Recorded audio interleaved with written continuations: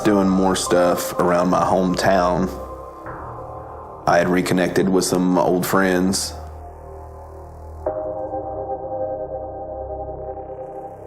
And we got to telling some stories about the stuff that we'd seen, some of the things we'd done. And they were interested. They wanted to join in the fun. Sean and Chris. And there was one night I was in my hometown, and Sean and Chris were like, hey, let's go out. Let's go find something. So we got in Chris's car, and we were driving around doing the back roads thing. We ended up in a community where the Goat Man thing that was previously mentioned had happened. It's the same area. But we found this back road, and I was driving. We went up this little road, and the road took a 90-degree curve, but in the curve there was an opening, and I could tell something was down there. So I pulled up, and like there was a little driveway there. Pulled up into the driveway, and down in this little field, it wasn't real far, but it was far away from us. There was a house, and there were trees and stuff growing up around it, and bushes, and you could tell nobody lived there. And the headlights hit it, and we're sitting there. I rolled the window down, and you could hear kids playing. And if you know me, ever been out on a hunt with me, you know that I don't like the sound of kids laughing that aren't really there. It's a horrible sound to me. While I was hanging out the window, I saw something move in the trees to my left. So I reached in and grabbed a flashlight, and I was hanging like halfway out the window. And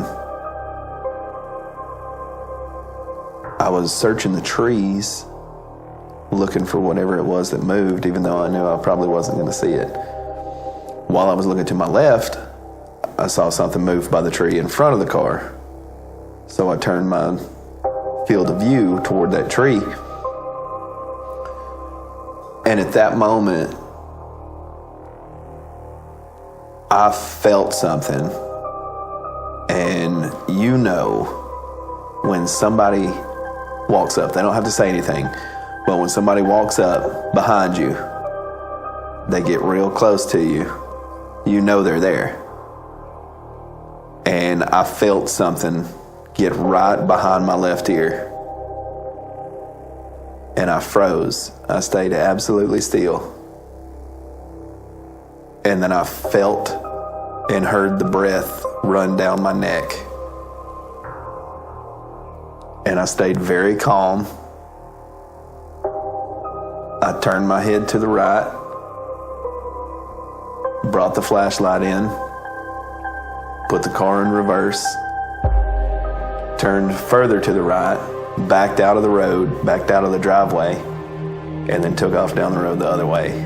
I never looked to see what it was. I just knew it was there, and I felt breath on my neck. I'm fairly certain, dealing with what I've dealt with, it was another entity, but we didn't get to know this one, so I don't know what his name would have been or anything. But as I was describing this to my friends, they decided that this was enough to get them involved. They really wanted to do more and see more and hear more. So they started going out with us, doing different things. And we found this cemetery in my hometown. And the legend there's this giant tree right in the middle of it. It's old and dead but will not fall.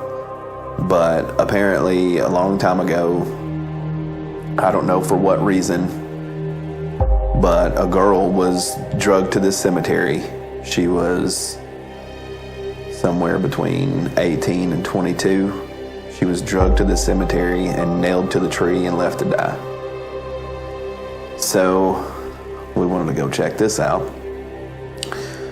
This particular trip, Justin was driving. We were in his car, and we pulled up to the cemetery, and we looked around, we did some stuff, and we saw a little bit of movement, but nothing that we could confirm, yes, this was her.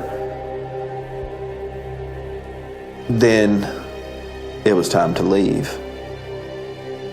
We got in the car, turned it on, and I had what seemed to me to be an out-of-body experience. I can't say I saw into the future because it didn't happen, but there was something strange about this. I saw that when we backed up and turned, in the headlights was this girl standing there. And it was very, very vivid. And I turned to Justin and I said, "Stop." I said, "I just had a vision." And he said, "I think I saw the same thing you did." And I said, "What did you see?" He said, "When we backed up, my headlights hit a girl standing right in front of the car." And I said, "Okay, all right, that's what I saw." I said, "What did she look like?" And he described her to a T, exactly what I saw. He said she was standing there. She had like shoulder length brown hair. It was kind of in her face.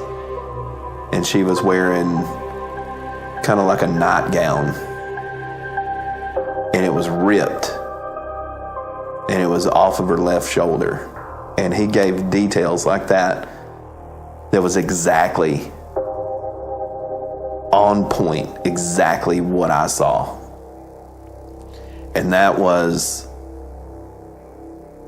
unbelievable because it was a vision that I had in my brain that some other person had that was exactly what I saw.